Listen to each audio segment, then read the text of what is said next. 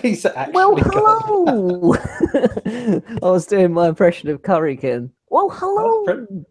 that's pretty good. I'm not introduced. No. Enjoy. All right, hello everyone.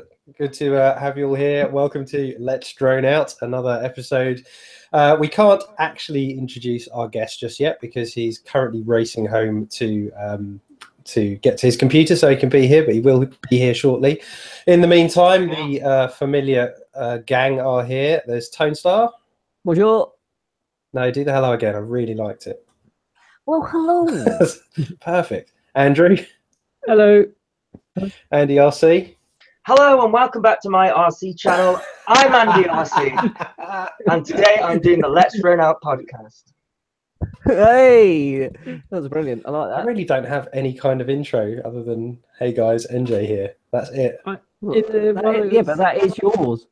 It is mine, yes. Sort of intellectually own it because it's my voice. Anyway, hope everyone's well. What news have we got while we're waiting for Albert to turn up? Well, weren't there some sort of, I don't know, maybe proposed regulations to talk about, maybe? Oh, not again. Go on then, what do you know? Well, it was, I think it was all over the news, wasn't it, that we're going to, as of 2018, if you want to fly a drone over 250 grams, and you're going to have to take tests and all sorts of things. Yeah, it didn't sound good to me. Yeah, it sounds a bit rubbish. So the ball's been passed because when it was first blew up in the media, everyone looked to the CAA and they said, "I don't want anything to do with that. That sounds like a lot of work for not solving any problem." So they passed the ball. They didn't want anything to do with that. So then it was given to the Department for Transport, and they came up with a few suggestions and spent some money on some research, and then said, "Yeah, don't really want to get involved in that." Yeah, I mean, who's going to pay for it? Surely taxes. Exactly. Us lot. You know, It's been taken up by the Home Office, and they've gone, right, well, if no one else wants to do it, we'll do it because we haven't got anything better to do at the moment. And it's ridiculous. It's like, I think that the actual wording would have been, we don't want to fix a problem that doesn't exist. Pass it on to the next person. Well, that's why the Home Office is involved, I'm sure, because this is like, there isn't a problem, so they can write some legislation, and then they can go, look, you were so terrified about drones, and then we wrote some legislation, and now there's no problem with drones. We solved it. We can take the credit for that. So there's actually a pretty good video on it. Simon Newton, on the kitchen table, they did a sort of, I think it was like a half an hour talk through of the regulations. What was interesting is, like, there was a lot of things that the news picked up on, like things like, oh, the police are going to be able to ground you. Well, funnily enough, they can already do that. I think most people would land their drone if the police walked up behind them anyways. So it was just kind of like, it seemed a lot of it was sort of blown out of proportion, I think, with the news, as it always is, because, like, they love scaremongering, and that's what it is. And yeah, I don't think much about it. And again, it's sort of like, just wait and see what happens, because I think there's gonna, just as before when these things crop up, I think there's going to be a huge conflict with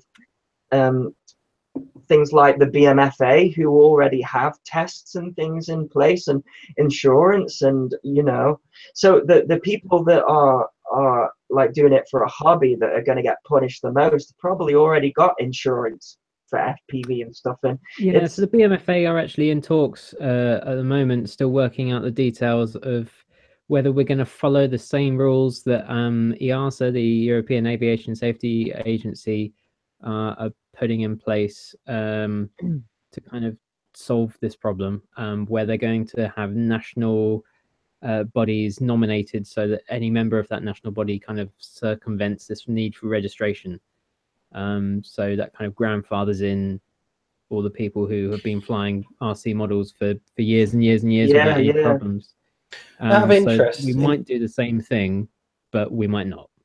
In all this legislation, is there anything anywhere that actually defines what a drone is yet? Because they're very good at avoiding this. In all the legislation, they never say drone. Drone is a word for press releases. It's not in any technical anywhere, just because it doesn't. It's not a thing.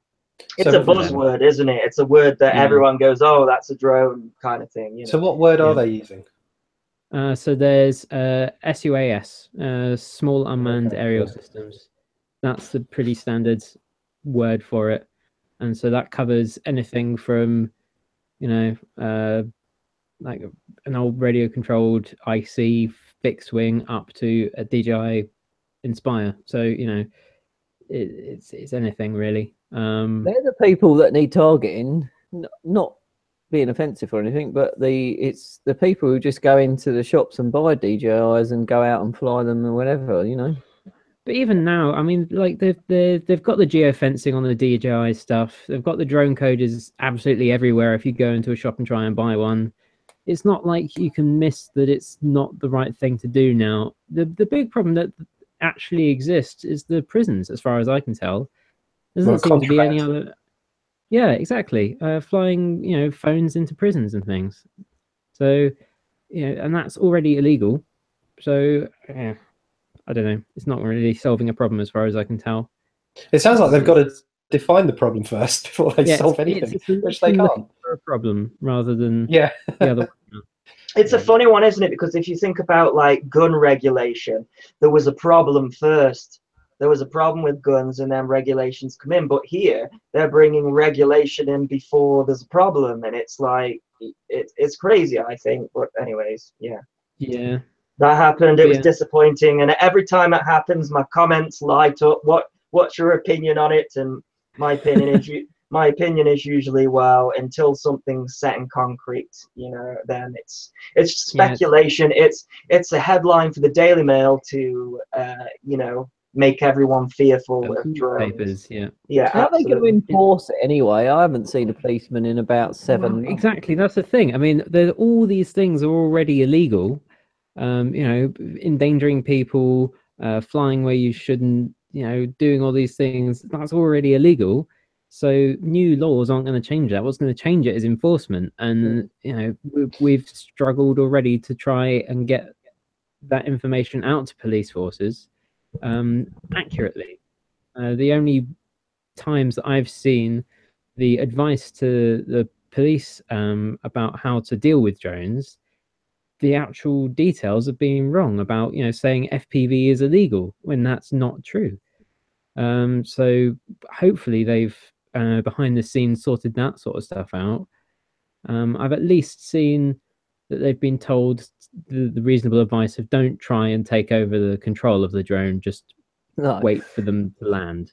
Yeah, that's what they're advised to do, and that seems perfectly reasonable. Part of me to me still thinks there's going to be a point at which the media gets bored with this and something else will come along, and then no one will give a crap again. So I don't know. That's all it is. I hope so, because at the moment it's like you see the news and like my parents sort of say, "Oh, is this going to affect you?" kind of thing, and it like if you know that. If you're thinking, "Oh, I quite like that. That sounds like a nice hobby to get into." But hang on, I've read on the news that you need to take a test, you need to have insurance. Oh, I won't bother. And then is it going to completely kill? Because at the moment there's a lot of technology out there, and it's like all the time. But is it just going to stop because people? I don't think they will want it to stop, because it's it's a $1 billion industry, more than that. I hope not. It will be in the next 5-10 years. I think what sparked it off is, again, I think the same happened last year, where there's like some sort of survey that says that drones are going to be the biggest sort of Christmas present this year. And I think it's scaremongering for that, maybe. I don't know. The best bit I saw was that a drone reached 35,000 feet. I mean, yeah, what a load of rubbish that was. A bit squiffy, isn't it? But yeah, my worry at the back of my head, like most of the times I'm looking at this going, they're going to realize it's going to be really expensive and not do anything. And as soon as the media gets bored, they'll put these plans away and forget about it. And, it's just for show and to keep face being politicians. But at the back of my head, I do have a bit of a worry that companies like Amazon, with those sort of drone deliveries and the technology behind that it's actually a bit of economic encouragement to try and keep control of the space and have some space for those guys to do their work and do the R&D over here like they've started to do. And maybe this is more leaning towards that way. But either way, I'm being cynical. Whether the government's being just trying to get votes and save face, or just trying to set up some business further along the line. But those are my two thoughts. It's kind of hilarious, isn't it? Because on the one hand, we're getting prosecuted for a hobby and having fun, and on the other hand, Amazon are allowed to have autonomous drones flying about the place that no one's in control of. It's just ridiculous to me, but there you go. I got money. That's true. I think that, as I said, there's got to be a whole lot of serious defining before any of this doesn't get completely laughed out of court. So I think we're a long way off really worrying. Not saying that there shouldn't be some concern over it, because they need to know that we're going to cause them problems if they're going to try and enforce this stuff. But I don't consider it a threat right now, personally. I don't either. I'm not actually that worried. Yeah. So on a more positive note, leading neatly on, drones under 250 grams that are fun, like 5-inch drones. I did get to fly and finally put my review out on the Daytona GT90, and it is an absolute hoot.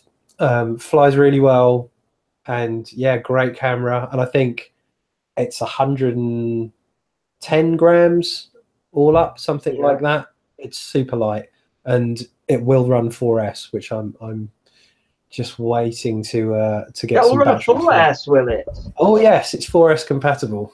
I didn't realise that. What 4S batteries are you going for? Well, that was the thing. I wasn't quite sure. I mean, the big problem is that drone on its own, the dry weight of the drone without the battery is 75 grams. Now, finding a 4S under 75 grams isn't necessarily that easy. And having the battery weight the same as the quad is obviously not great. I've actually just got some of these, and these were the smallest I could find. They're a 550 milliamp 4S. You got a scale next to you? Yes, actually. Or have I? Oh, I thought I had. The next question, if the answer to this is good. Can't see him. Say, look. Sorry, Andy. That's okay, Tony. I've expected ridicule. Let's have a look. Let's see. It weighs. Are you ready for this? Have you got a post bag ready with my address on it? I've got a few of them. I got another one here. I actually bought this for a 3-inch. What do you reckon? Let's so 550 milliamp 4S 70C. What weights do you reckon? Well, if you take that stupid connector off it as 65 well. grams. That's true. Let's take the stupid connector off. What was that, Tony? That'll be 65 grams. Oh, I can't get the connector off. It's glued on. Yes. Hold on. I can't get it off. Yeah, 65. Okay. With the connector on, 59 grams. Whoa, that's not bad. There you go. Now, my only problem with those XF is that the XF battery from Bangor. That's the one where I got 5 of them, and 2 of them were good, and the others had colossal internal resistance problems. Yeah, I found that with them actually, but they were the smallest ones I could find. And I actually got it for a 3-inch model because I've been flying my 3-inch models on 850 milliamp, and people have got a real problem in the comments about the battery looking like a big brick underneath the copter. It does look funny. I've got my 3-inch Revo, and I'm running an 850. It just looks like you're flying around a brick underneath. Okay, I've managed to get the thing off. So that weighs 1.4 grams. So it is weighing now 58 grams. Not bad. That sounds pretty spot on to me. So I think that's the one to try out on the GT90. So I promise when you plug it in, it won't blow up. It is 4S compatible. But yeah, there is another battery actually. Tattoo do a 450 milliamp, which is quite light, and it's 75C, and that's a battery manufacturer I definitely trust in terms of their C rating and quality. Can you really get 75C out of that smaller battery though? If the cell density is high enough, yeah, absolutely.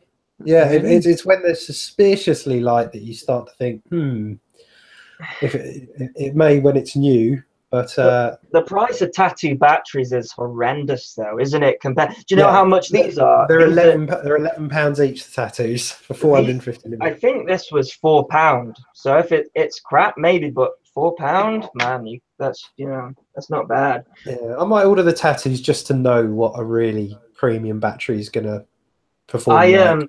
I bought a 6S tattoo battery for one of my 6S models. £45 for one battery. That's, Yeah, a that's a lot lot. longer, isn't it? That was direct from I can't remember the company that's recently changed hands, hasn't it, who provide tattoo batteries. I can't remember off the top of my head, but if you go direct, it's expensive. Yeah. No, I'm interested to try that. It's on the way. I didn't realize it was 4S. That's amazing. So is it XT30? And Yeah, I can't remember. It is. Yeah, that's cool. With the current sensor calibrating drastically. Yeah. That looks cool though. Hopefully I should get that. Yeah, do you know what? It's funny we talk about all these weight limits, etc. The majority of the models that are coming my way now are like 3-inch, 2-inch. You've only got like, a handful of 5-inch RTF models, but the micro It is winter. area. No, but I mean, I think that's been the case all year, and I'm happy to see that. Really? I think people who are more into the 5-inch class really want to build their own. And with the micros, it's they're more stealth, and people don't want to. I tell you what, as well, micros are really tricky to build. I've built a lot of them, and you really have to be good at the micro soldering. So I think that may be why as well. And they're a little bit cheaper as well these days. So yeah. Interestingly, on the subject of winter flying, like I just despise the cold like you wouldn't believe. I can't survive for more than 5 seconds in the cold without starting to whinge. But I did fly when I was out testing that GTR90. I went to the local retail park, which is where I usually do my night flying, with that little micro, and that was my first encounter with the police. I was there with my friend Rob, who's in the chat, and we had the internal car lights were on, and I was just sat inside the car flying with the seat heaters on and my commanders on, and as just literally I was at the end of the battery, I was swinging around and I was like, I think a police car is coming up here, but I was still mid-flight and I couldn't come into land because the police car was driving around where we were. So I didn't really want to then fly in front of the police car. And anyway, I kind of hovered behind the police car. The police car stopped, and so Rob tells me the guy just kind of looked in, saw me smiling with my goggles on in the driver's seat, and he then just saw your teeth. Yeah, well, he just saw that and the goggles, literally stared for a minute, turned his head away, and just drove off. I'm sure he's seen a lot worse peering into cars in retail parks at night. Yeah, just really looked in and went, I'm out. I don't know what you're doing, but I'm out. And turned around, drove off, didn't care at all. But yeah, the main thing I was getting to was absolutely fine flying from the car. The video was fine. We did a little bit of a range test. The range was fine. So yeah, there's kind of, for me, that's it now. When I'm flying outside, I'm going to do it from the car. Right, that's what I'm gonna have to do. So I think we have Albert in the chat. Albert, how are you? Good. How are you, Neil? Yeah, good, man. Good to have you.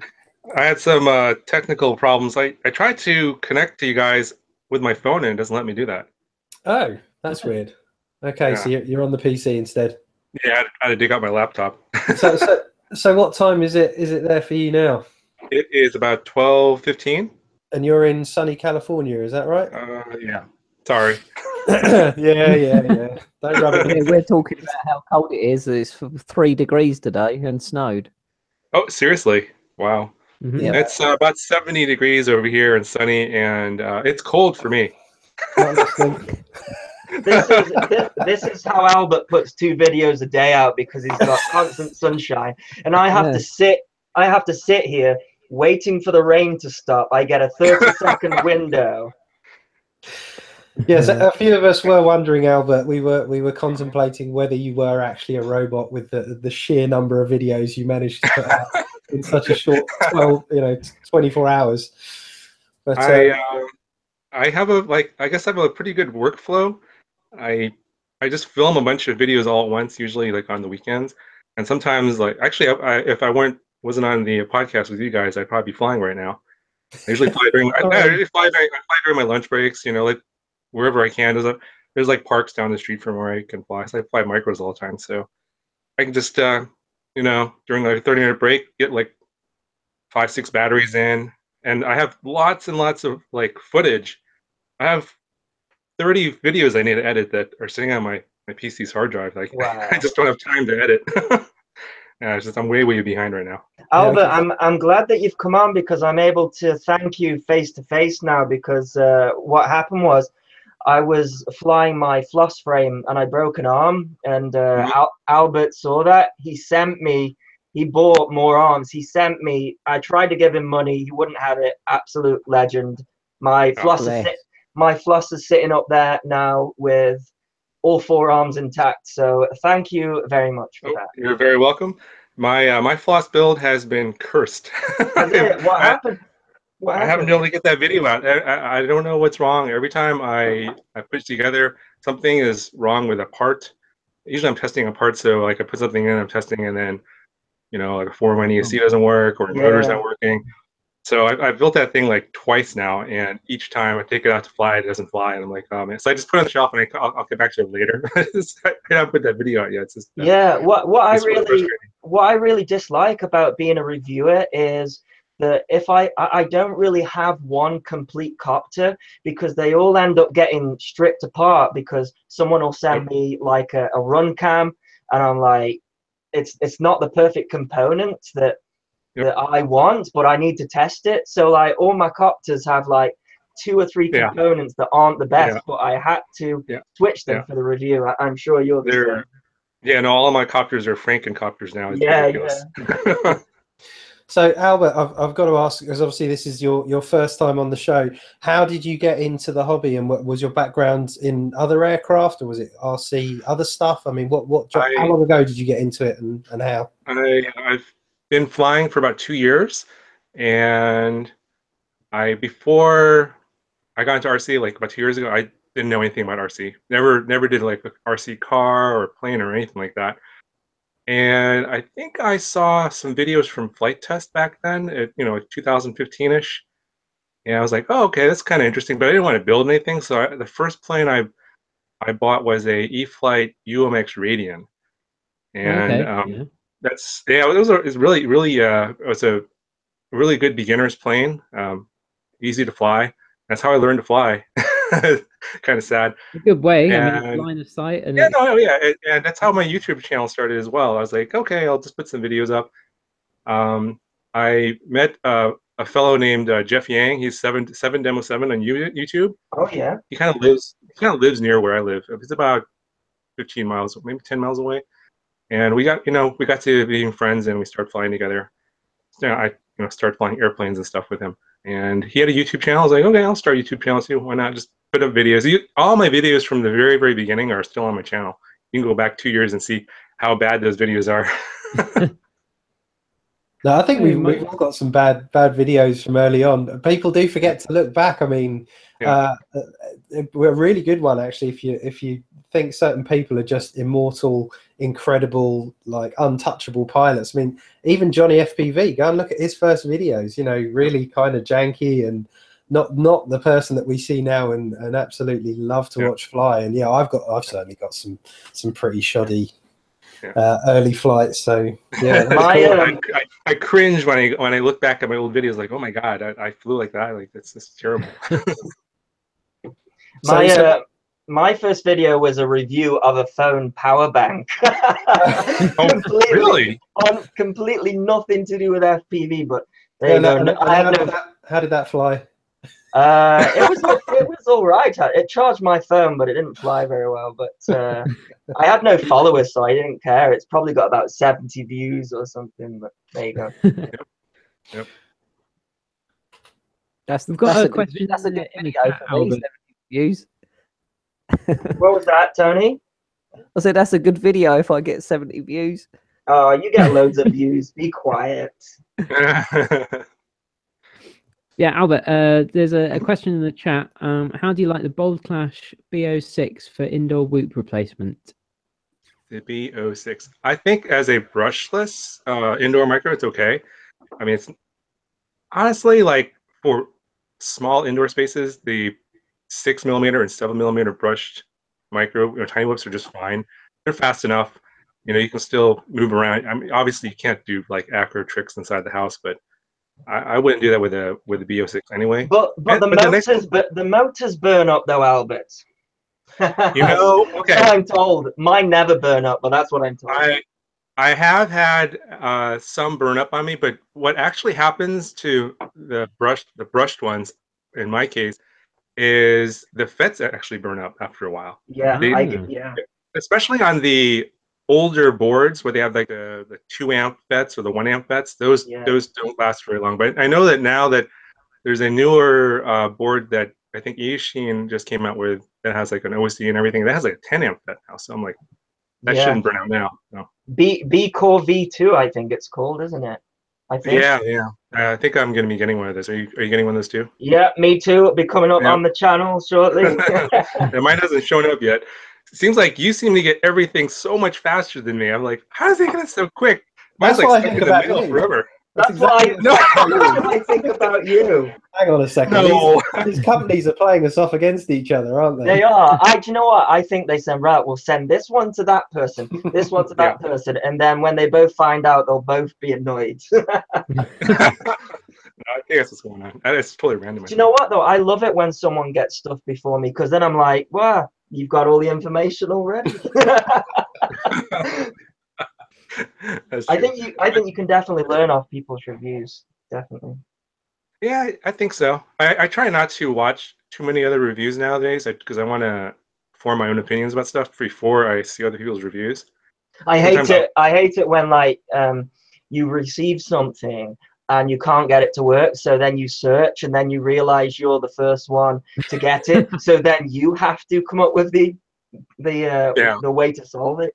That happens. It happens a lot. It happens a lot. Yeah, but it's okay. I think now that I've seen so much stuff, you kind of have an idea like, okay, this is probably what's wrong with it. Yeah. So okay, this is kind of the direction I need to go try and fix it and then get it up in the air. So it's not too bad nowadays. So one thing I've noticed, I mean, you've got a real kind of affinity for the real the smaller quads. I know you do review all different sizes, but unless that shelf of yours is actually really far away, I'm going to assume those are all the tiny quads. Yeah, those are all the micros. Let me see if I can. Wow! Oh my goodness! Let's have them all piled up on top of each other. Whoa! And that's not even everything. That's just like, I don't know, maybe a third. The rest of them are in the other room. And the big ones are up top. Right, gotcha. I just like, yeah, it's just kind of crazy. They're coming so fast now. So is there one, bearing in mind you obviously have quite a large turnaround here to get through and review all of these, and you probably every time you go in the field you've got 2 or 3 you've just got to fly for review purposes. Is there any one that you tend to find goes back in the bag anyway, just because it's a really good fun to fly? I'm not necessarily saying a favorite, but one that you've kind of got on well with and flies well nicely for you. Yeah, the Leader 120 I keep in the car. There you go. That's it. Exactly the same thing. Yeah. So like if I take like 3 quads out to the 3 micros to the park, and like I've had those instances where all 3 of them don't work, and I'm like, oh, okay, well, it's all 30 minutes. I'll burn some packs in the Leader 120. That'll fly. Yeah, it's great. I mean, I had to make a few little upgrades to that one myself, like putting the run cam in, like you did. But there's something that flies great about it. The board in it's well matched. It just PID tunes like a dream, and yeah, it's loads of fun to fly. Yeah, put the new gem fans on the 2540s. You'll really like it. So these are the triple, the tri-blades. Let me see if I have one here. Yeah, I've just seen them on the UK Amazon actually, so I'll order some tonight. Oh, okay. And you prefer these over their 2035 quads? So I think I'm the one that told you about the 4-bladed ones, the ones that kind of go together. Yeah, so that's what I've got on your recommendation. That's what I've got on the Leader now, and it's great with those. Albeit it's a little bit overpropping those 1104s a little bit, so I've had to raise the motor idle a touch because they're 2.5 inch wide as opposed to 2. So yeah. So actually, these are more efficient than the 2535s. Great. You draw less amps and you get just as much power, and they're quieter too. Yeah. So. Really? Okay. Yeah. I should definitely be ordering some of those. And they're 2040. 2540s. 2540s. Yeah. Ah, okay. So 2.5, yeah. So those 2.5 will fit inches, on the leader, but they won't fit on like They'll fit on the 100 leader. frames. They won't fit on the 2-inch frames. They won't fit on, but they'll fit on the leader. The leader will take up to a 2.8-inch prop, I believe. Yeah. Oh, Albert, the thing I was going to say to you as well. Let me just grab this other quad here. In that GT review I did recently, did you notice I mentioned the notorious?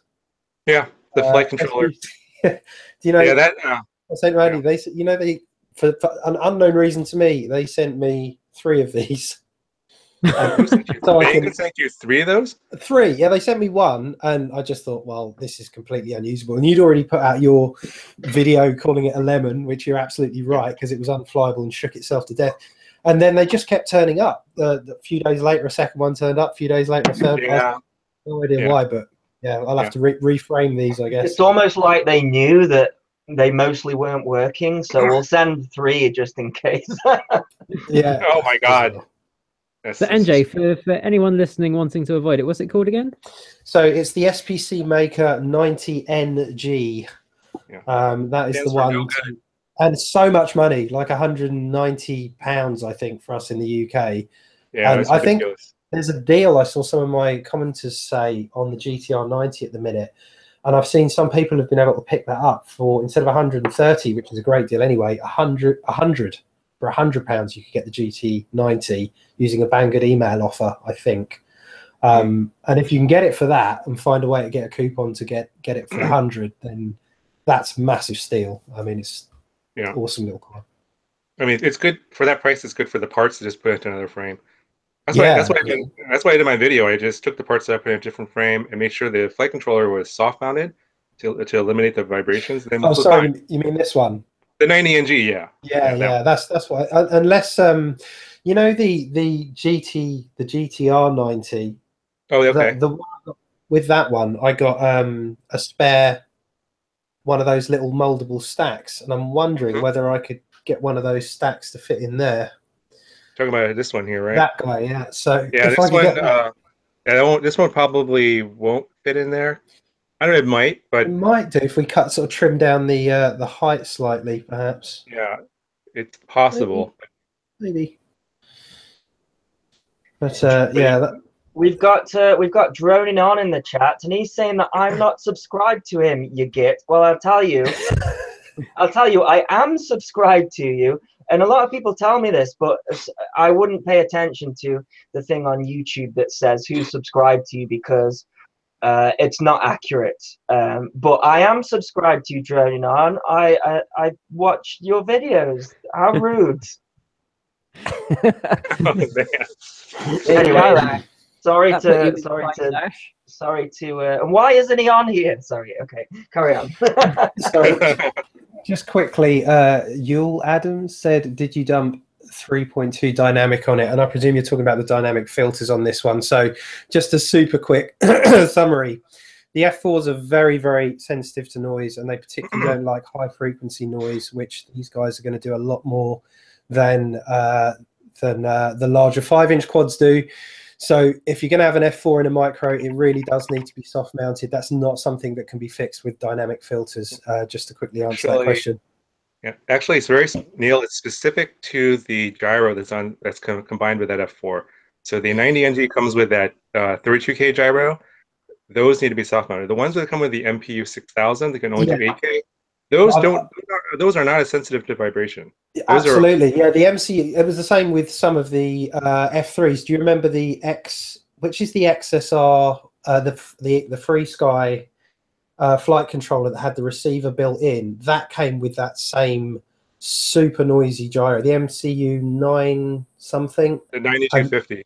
And that was horrific for noise as well. That's also very bad, yeah. But yeah, I completely agree. The MCU 6000 is a fabulous, fabulous gyro, and that's the one Boris recommends. Yeah. So if you get the the flight controllers that come from HGLRC, those have the F4s with the MPU 6000s, and those are very good. And you don't need to worry as much about soft mounting those. But then you're not going to be able to run those up at the you can't run 32K on that, but 32K. You know, it doesn't matter. I mean, 8K is good enough. Yeah, 8K is plenty. Even the GTR90, I did say that in the review. All of my micros 8K accelerometer on if you need it, and for the anti-crash. So, the GTR90 will do 32K. It does have the ICM series gyro, but it's a different series. It's the 20680, I think. It's not as sensitive as the other one that's in the 90NG. But they've soft mounted the flight controller on this one. They've got the nice little silicon grommet, so that's why this one flies better. Yeah, it's just classic Diatone though. They take their time, they don't rush stuff to market, and they usually come up with some cool little innovations as well. So they actually fly them and test them. It's amazing. Well, this is it. Andy, what was it I sent to you earlier? Because I was going to send this to Albert as well. SPC Maker have now just put a new quad out. And it's in the new products page on Banggood. Like the 100 something or other. And I ignored it straight away just because the last two SPC Maker quads I've got, they come in a nice little package that you can carry around. But that's all it's good for because they just don't fly very nice. So I think that they have someone over there that grabs all the nice parts. But then they put them together, and the construction is, kind of not very good. They really slap them together really quick, and no one flies them over there. They all come out with defaults, like they just flash whatever the latest beta flight is. They don't tune it at all. So I mean, they don't even fly them. So I get them, and then they just twitch on the bench without any props on. Like obviously, no one's flown this. It's funny, isn't it? I think a lot of the quads that all of us reviewers like are quads that actually get test flown. So we mentioned the Leader 120 earlier, and according to Lewis from Full Speed, he says they all get test flown, and that's a huge thing. They should do, really. That's an absolute given. They actually must do that. So one of the questions in the chat earlier, Albert, was what's your preferred size of quad? Because I mean, we were talking about how now it's kind of miserable over here. We need to get into all the micros and tiny things, and then with the laws coming in, even in the summer, we're going to be looking at the sub 250 size, so that we can still fly. But what's your preference? These days I pretty much am flying only the 2 and 2.5 inch models.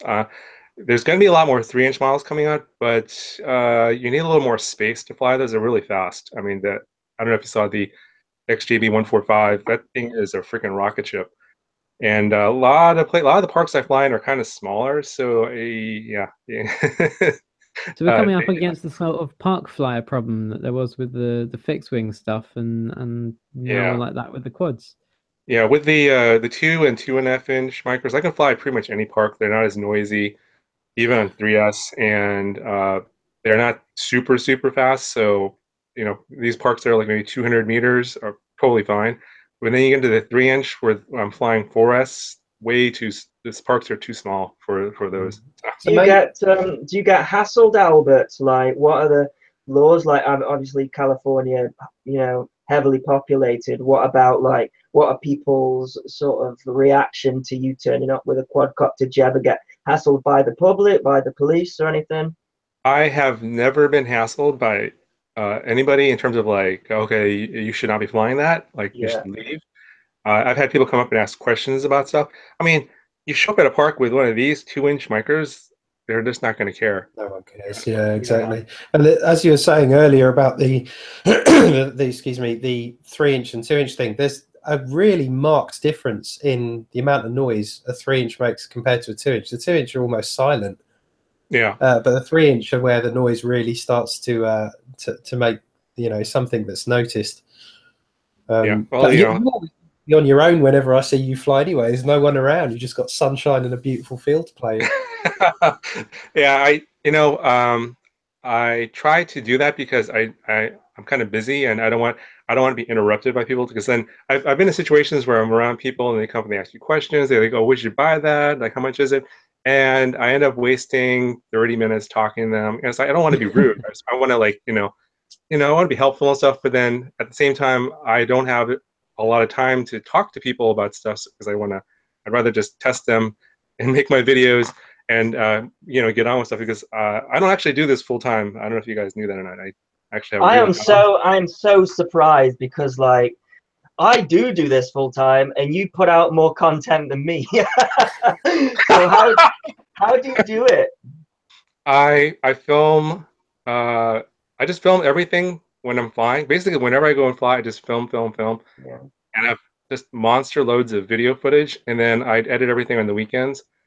I usually can edit 10 videos in a weekend. Wow. And then, Oh my god. Yeah. You see, And then, I don't work like that at all. The video that you see uploaded today is the video I made today. yeah. And I think a lot of it is, I mean, what time does it go dark there in California? About 5 p.m., 6 p.m.? About 5 p.m. now. About 5:30. So the light here at the moment, after 2:30 is useless. Absolute useless. Yeah. So I get up at 6 a.m. with a look into fly at about 9 o'clock, and by 2 o'clock is absolutely unusable light. So that's Yeah, I'm usually flying during my lunch breaks, like 12-ish. So the sun's up in the middle of the sky. It's, pretty bright. So is that where you've got that big lake that I see, or is it a pond or something like that? I seen quite a bit of footage. There's like a big building and then like an area of water next to you. Maybe no, maybe not. I don't usually fly around lakes, so that must be someone else's video. No, I think it was your video. I'm sure it's your video. Maybe it's a body of water you'd never noticed while FPV. That's possible. Maybe it looks like a body of water, but it's not. I mean, it's possible. Yeah. Yeah, go ahead. I'll just quickly just drop in the chat so everyone can see this. There is a link to the new SPC maker that we are talking about, and do not buy. This is the one again, loads of premium components if you have a look there, but the thing that leaves me worried, I can see a hard mounted flight controller again. So back to what we were saying, have they test flown it? Are you going to get it, Albert? I'm actually not sure which one you're talking about. Is it the 110 NG or the VT? It's called the SPC Maker 110 VT. Is that for 2.5-inch props? I think so. I'd have to see. I'd have to see what kind of a gyro it has. If it has a MPU 6000, I'd review it. But if it has the other one, I'm probably not going to review it. Yeah, I can't see. Maybe they have some info on the gyro, but it is just down to the gyro. If they've hard mounted it, that gyro is going to be super important. But I can't see any MCU information here, so maybe they've chosen to hide it. That's possible. Yeah, let me look it up. Where's the chat? I don't know if I can actually just post this straight in the chat. Everything's changed on Google Hangouts. Where's the chat now? Oh, there it is. Okay, so it's this one. There you go.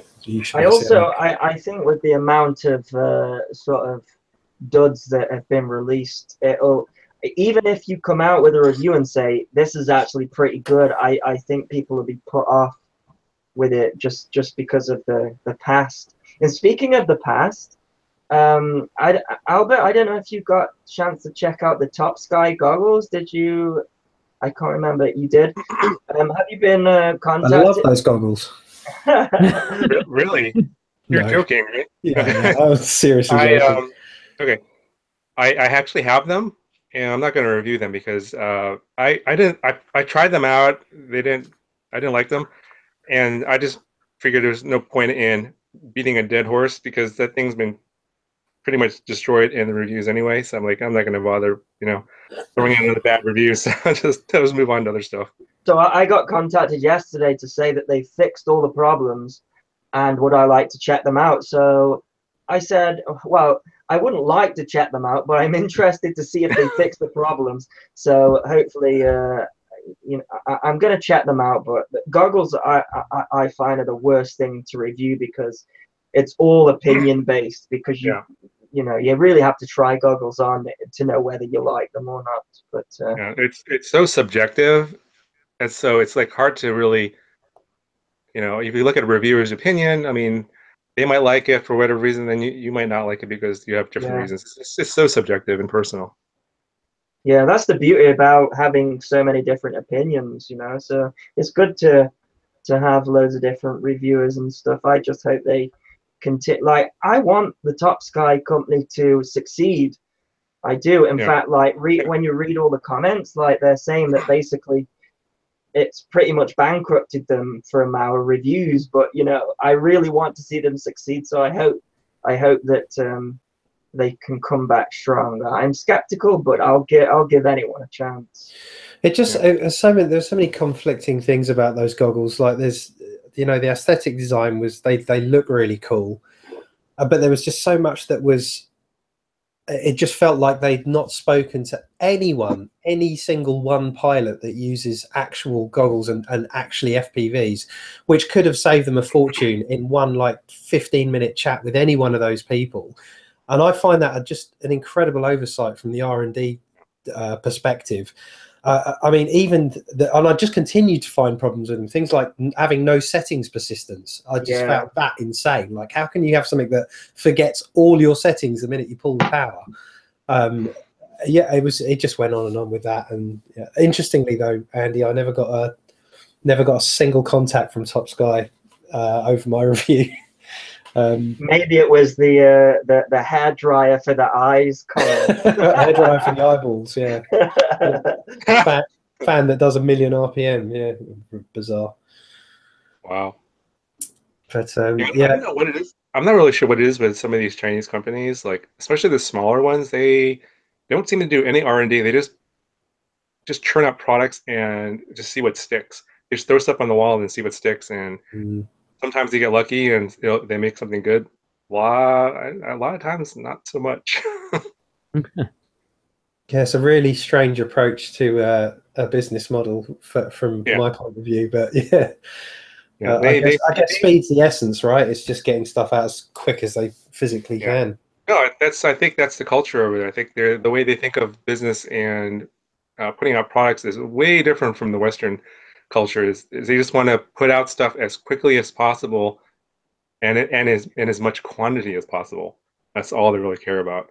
It's just very bizarre. I mean, if they had just that company Topsky, if they had just spent maybe a couple of weeks of just doing R&D with some real pilots, just getting some feedback. Okay, you should design it like this. It should have this, and then just meet those kind of targets. It would have saved them so much money. Definitely. But it's all in hindsight, I guess. Yeah. So on the other end of the scale, because I mean, you can have all these crazy stuff that's had no input at all and is just not related to anything else, and the chat's kind of going mad at the moment about some clones. And so, what's your kind of feeling on clones? Have you ever had to like not review something because you don't agree with it or anything like that? Because I know Andy last week was a bit worried about the controller when I said it looked a bit like a TBS product. I wonder if what's your thought on that? Clones in what aspect? Like in terms of frames or like other components, or just clones in general? Is there a where's the line really about what's acceptable and what's not, do you think? Well, I guess I can give you an example. Runcam has come up. They were the first one to come up with the micro CCD camera, the Microsoft, which is very popular with the micros. And for a while there was no competing product out there. I think Foxeer came out with the Aero Micro, which is obviously very different. But then, as soon as Foxeer came out with the Aero Micro, they were immediately accused of being a cloner of the Runcam product. But if you look at the two products side by side, you actually take them apart, which I have. They're totally different. They're engineered completely different. They're totally different designs. So they're not a clone at all. So I think that whenever I hear the accusation that something's a clone, I kind of question whether it's actually real or not. Because there's so much of that out there. There's accusations. I tend to like kind of not really pay attention to that so much. And now you have a lot of micro CCD cameras coming out from like a company called Cadex. There's the cameras from Banga now that actually are on the. It's actually this one that's on the diatone. This is this camera here that Banga selling this too. And actually, I haven't had the time to go through it and deconstruct those to see if it's actually a clone board or not. But honestly, I'm not really. I don't really care too much. I it's just I don't pay attention to so much what the internet is saying, because I don't think that it's my responsibility to make everyone happy. I'm just going to. Well, that would be a terrible responsibility to Yeah. have. I'm just going to do. I mean, I will almost review anything that'll come across my desk. I'm not particularly picky, especially you may actually surprise yourself sometimes and find that you have certain assumptions about a certain product that are actually wrong until you actually look at it a little more closely. So Yeah, and I just would 'cause it prefer that. looks similar doesn't mean that Yeah, I it's would being prefer. completely reverse engineered and taken from another one. It could just be a case of coming up with the same problems and solving them in a similar way. Right. And there's And a lot of stuff that's accused as being a clone is actually reverse engineered, and I'm totally fine with that. There's nothing wrong with reverse engineering stuff, because I think that's how things get that's how things progress and move along. I think the problem maybe is more directly at when you get clones that are actually kind of poking a stick at the line a little bit, which is when you get something like an alien frame and then you bring out one that looks almost identical and call it a Martian. But then you are kind of saying I'm a clone. I think as well. Buy me, I'm cheaper. I think where it is really a problem is when, for example, flight controllers. For a long time, I didn't even know that what I got was a clone.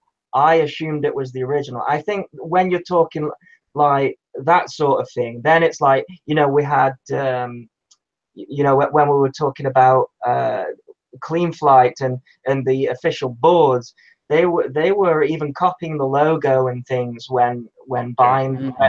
So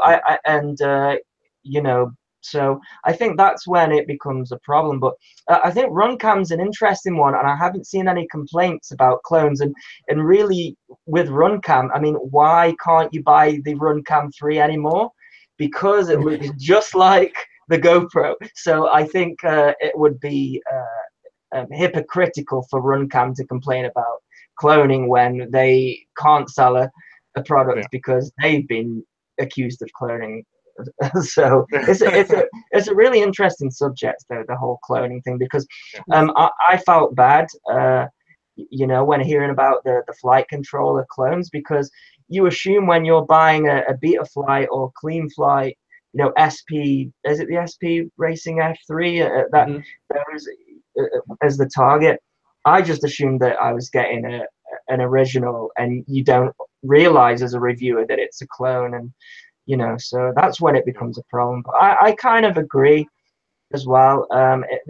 Sometimes when someone starts copying you, it then makes you think, well, let's do something different. So I think in that aspect, it pushes people. And also with like the whole Beta Flight thing, the fact that it's like open source is like a big reason why stuff can get cloned. You don't see clones of KISS or Race Flight, but don't open that can, Andy. We'll be here all night. I've got to ask Albert. So tell us, where's the future of the channel for you right now? How do you see things going, or where do you want it to go, or what's on the horizon that we can expect? That's a good question. I've never had a plan for my channel. And I don't think I actually have one going forward. I think it has to do with my personality. I get bored with stuff pretty quick, and so getting stuff to look at on a daily basis is kind of therapeutic for me. Yeah, I like getting new stuff fly it around, test it, do my little reviews, and move on to the next thing, because I actually enjoy doing that. So I just want to keep doing more of that. But yeah, I do get bored with stuff pretty quick, so I tend to fly models for a lot of times, especially if they're not super awesome, not very long, and then I just move on to the next one, and I actually like doing that. Yeah, that's living in the moment, I guess. Yeah. Yeah. So to answer your question, is I don't really have much of a plan. Just kind of keep doing what I'm doing and see where it goes. I'm actually, a lot of people like have like YouTube channels. They're really concerned about numbers and stuff, and I almost never look at that stuff. I just put out content. If people Well, like it, watch it. I should probably let you know, in which case, Albert, your channel's doing very well. Thanks. Yeah, no, I noticed recently. It looks like the sub numbers are really, there's that point where we all start to hit the curve. I mean, Andy RC over there, obviously, is. What are you at now? What colossal number are you at? Can I tell you something though? Right, you definitely peak. I've gotten to like my subscribers, they went up, and when I got to 10,000, it really started to escalate, and then when it got to 30,000, it really tailed off, and then it's sort of more steady. So yeah, I've been doing it a long time though, and I think, Albert, you got so many videos. How many videos you got? You must be like 900 or something. You don't even count. You don't care. You've got a lot more videos than me though. Yeah, I have no idea, and yeah, I don't keep track of that stuff. That's good. I wanted to ask, actually, do you have any channels, like, are you into all the Rotor Riot kind of aspect of it, and what channels do you like to watch? I actually don't follow Road to Riot too much. Yeah. Actually, I don't know if I'm subscribed to them or not. Yeah, a lot of there's like, it's kind of interesting. I think a lot of my subscribers are followers of the FPV community, Yeah. as it's so called. And they're into the flying and the tricks and that kind of stuff. Like sort of like the social aspect of it. And I'm not really into that. I just fly because it's fun for me. It's my personal enjoyment. I like to fly and like to try new stuff out, and I like to share it. But it's interesting. Okay, now that you bring up Rotor Riot, one of my subscribers tried to add me to the Rotor Riot Facebook group. Oh dear, that's apparently a can of worms. Well, I didn't even know such a thing existed. They contacted me and they're like, I tried to add you to the Rotor Riot Facebook group and you've been blocked or something. And I'm like, okay, what does that mean? So apparently I can't be added to that group. Or I tried searching for the group on Facebook and it doesn't even show up in my searches. So I'm like, okay, it's to protect your sanity. Don't worry about it. Tony's a big fan of the Rotor. I don't know where Tony's gone. I don't even know if he's here still, but Tony's a big fan of the Rotor Riot Club, to the point where he has started a rival one. What is it called, Tony? FPV for life, I think. FPV for life. So you can join that one, Albert, and there's just as much drama in that one, I tell you. No, there's not. Yeah, I try not to get myself involved in any of that drama, because there's so much, like, people are so sensitive and so like we get worked up about just kind of useless stuff on the internet that I just don't have time for that. I'm just like, whatever. Yeah, it's best to keep that way. Yeah, I agree. So have you got any good any new and exciting, because you're on the cutting edge, you're in with all these manufacturers, so you tell us what's new and exciting on the horizon that we should be looking out for. What can I talk about? God, I don't know if, well, should we say, Albert, how many NDAs have you signed recently? Technically I haven't signed any, so I could talk about stuff. I'm not sure if I should be doing them any favor. Yeah. How's your relationship with your postman? Is it like first name terms now, or is it always God, oh my God. I gotta tell you, so stuff comes via a variety of routes, through the U.S. mail, FedEx, DHL, and all the delivery people here are the absolute worst. They just leave like very expensive stuff on my doorstep, and a lot of times they don't even ring the doorbell. And I'm like, oh, there's sometimes they find there's stuff on my door. Next guy coming up the path, and they figure they don't have to wait around. Yeah, they're I mean, I don't know what it is about this area, but I think they're very busy, so they don't even bother to like wait for you to answer the door. They just ring, sometimes ring your doorbell, they're gone, and I'm like, oh, there's a package on my door. Like, okay. Wow. That happens pretty much, yeah, pretty much all the time. So some of those guys, I don't even know what they look like. Wow, no, we have to we have to sign for absolutely everything here. So I got quite sad actually. My post person changed to someone new quite recently, and I had to go through explaining to them why they were going to be outside my front door every day for the next however long. My postman rocks. He just he signs for everything for me and just leaves it in my red top bin. Love him. my postman was. There we go. And Tony's address is.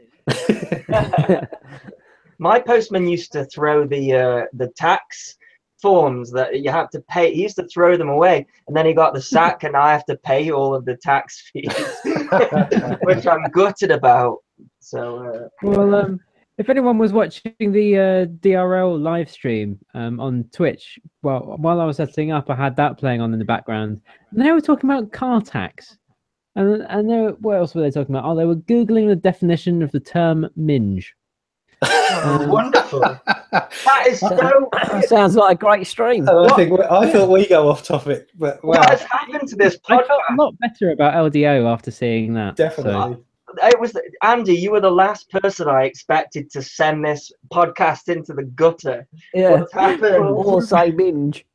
Yeah. I think, you know, Albert's just shaking his head. He's like, "What have I got myself into?" Albert, I don't know what you're talking about. Oh, it's fine. It's a UK term for endearment. Don't worry about it. Yeah. Okay. Stupid UK slang. Just ignore them. This is an adult podcast. Okay. Yeah, we know you've got to head back to work, Albert. Yeah, Andrew was very insistent on us keeping this tight, so I figured it was safe to bring that in at the end of the show. But yeah, thank you. Thank you for coming on and talking to us, and you're welcome. Good to hear your view on things, and we look forward to seeing videos from you. Apparently, yeah. You've set the benchmark very high. Yeah, and I hope we can get you back on here as well at some point, Albert, if you're up for that. Yeah, just let me know. Get some more detailed notes about how you managed to get those many videos out. It's honestly, it's pretty much just planning ahead. I film a whole bunch. I just film a bunch of stuff, and then I have terabytes of video sitting on my hard drive, and then I just go through and like I pick out stuff. Okay, I gotta edit. I organize it, and then I put it into my Adobe Premiere, and it's okay. I edit this video, edit this video. But the problem is I have a backlog of footage that I have to get to, and I can only edit about two. Got to fly too much. You've had too much flying weather and not enough editing weather. We feel so sorry for you. That is true. If I had like, I guess it'll start raining in a couple months here, and then I'll have more time to catch up on the editing. Yeah. We do have a rainy season here in California. It's about 2 months. Is that what August the 3rd, isn't it? Yeah. It's like January, February. It rains a little bit. I mean, not a whole lot, but it does. Like on a Tuesday or something. Yeah. So yeah, I'm just way behind on the editing, and if I could edit more, I would be able to put out actually more content than I actually have right now. But wow. That's the most I could do right now. So there you go. Is that a request for help? If anyone's listening that wants to help you edit, get in touch. I don't know about you guys, but that's the thing that takes the longest is organizing all the footage, doing the editing, doing the uploading. I mean, that's just the flying and filming stuff is like easy. That doesn't take any time at all. Yeah. It's the actual putting the content together and organizing it is the thing that takes the time. Yeah, absolutely. I hate editing. I'd love an editor, but you know, not. Yes, I try getting like an intern to help me, but like, man, they're not very good. Like, you want there's a lot of college kids and stuff. But you want to try that? I've got a friend who uses that Fiverr. Have you heard of Fiverr? I have heard of that. Does that work? Well, he does. I've got a friend who does video editing for real estate and photography, and he swears by it. So So, you know, if you want to pay someone a $5 to do your video editing, the problem is that, you know, I think a lot of YouTubers and reviewers are, you know, really particular about their stuff. And Yeah. I like that I've got control over everything. I'm a bit of a control freak, so I wouldn't like that. But yeah, if you don't mind outsourcing $5, apparently. Yeah, that is the problem. Is I think every YouTuber has a certain style, and they want their videos to come out a certain way, and it's hard to get someone else to duplicate that for you. Sure. Yeah. Yeah, maybe if we get to PewDiePie status, we can have a editor, because they all have their own editors, you know. Really? Those big gaming guys, yeah. Huh. Not us. We're there in the Premiere, tinkering away, cutting and pasting. Right? It's the Premiere grind.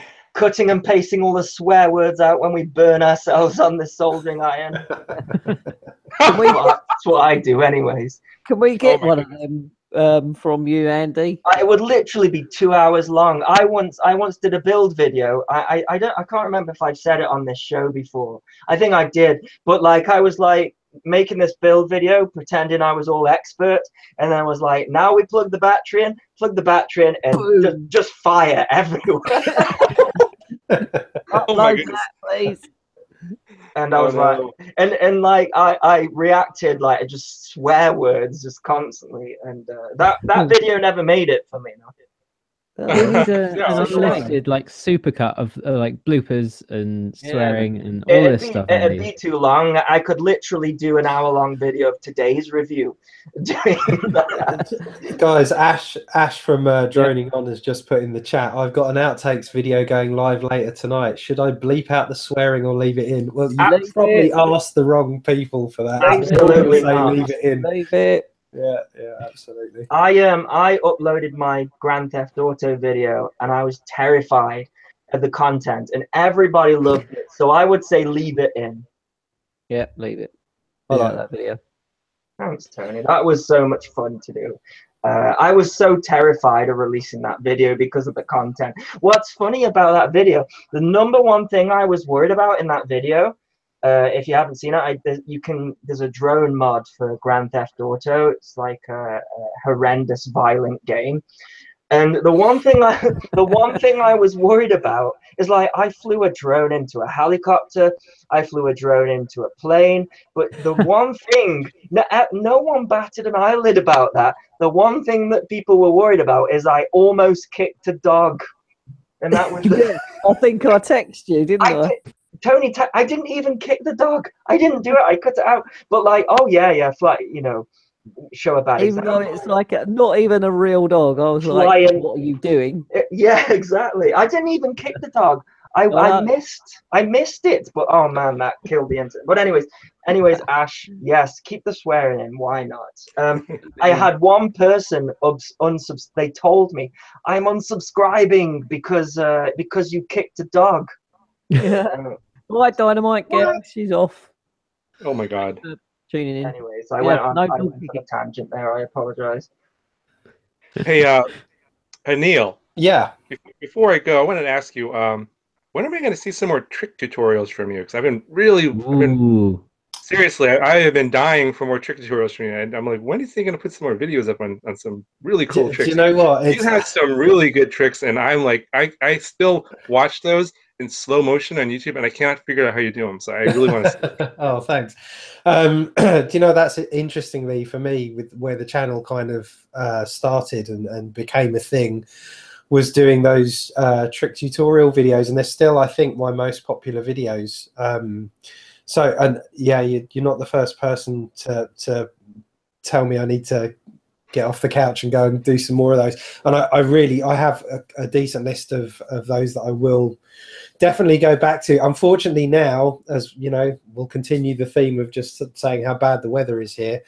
That's more of a problem now to do without some really good, you know, low wind, nice sunshine days to be able to go out and get some good footage. But you're absolutely right. I will definitely get back onto it. And I think that worst comes to the worst, I might start off by doing some of the kind of the basics to those tricks, or the things to work on before attempting those tricks in maybe in simulator, because some of the sims are so good now. But yeah, no, I appreciate that. I'll definitely think about doing that again soon. I've done the Andy RC trick today. What was that, Tony? You know, the where you hold it sideways and then go around in a circle. I love that one. Yeah, I don't. It's not mine though. It's just something I did. I called it the Andy RC trick in my head. I'm onto something here. Now. I'm It's onto yours something. now. You should try the cartwheel. I do one called the cartwheel as well. That was a cool one. I know, I need to try that as well. But do you know what's funny? This is horrendous, but the cartwheel thing that I came up with, it came from a horrendous dream that I had. I had this horrible dream.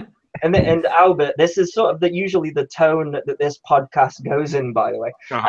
I had this horrible dream that we were at some sort of World War III, and they were using drones as weapons. And what they were doing is they were flying these autonomous drones, and when they got to the target, they flicked sideways, and then they yawed really quickly into sort of like a razor, and then went into the, like, I don't know, whatever they were trying to aim at. And then I woke up and I thought, that's awful, but it actually make a pretty good trick. So that's where that one, So that's where that one came from. Well, that one could be called the World War III trick. I think I called it the cartwheel, which is horrendous, but that's what it is. It's an inverted yaw spin, but on the side. So, well, I agree with Albert. I think NJ is one of the best pilots out there. He's like humble. Oh, stop it. He's like humble, so he's like, nah, I won't do a tricks video, but he's awesome. So no, that's just lazy. I want to see the trick video too. Yeah. All right. Well, we should probably let Albert go, and I think we're actually going to possibly wrap this one up a little bit earlier than we normally do, instead of ranting on for another 2 hours. So massive thanks to Albert. And just so everyone has your handle for YouTube, it is just Albert Kim, correct? Oh, my handle? What's my handle? Your how we get to your channel, it is just Albert Kim, right? Oh, it's yeah, if you just search for my name. Yeah, I YouTube, think it's the first one that'll come up. Link in the description as well. That's the one. But great having you. Thanks very much. Oh, you're welcome. Thanks for having me on. Pleasure. You must come back. Andrew, see you next week. Yep, thank you. Andy RC. Thank you for watching and listening to my nonsense. Cheers. Tone Star. Bye, guys. Au revoir. Bye. And thanks to everyone in the chat as usual. We'll see you next week. Cheers, guys. Cheers, lad.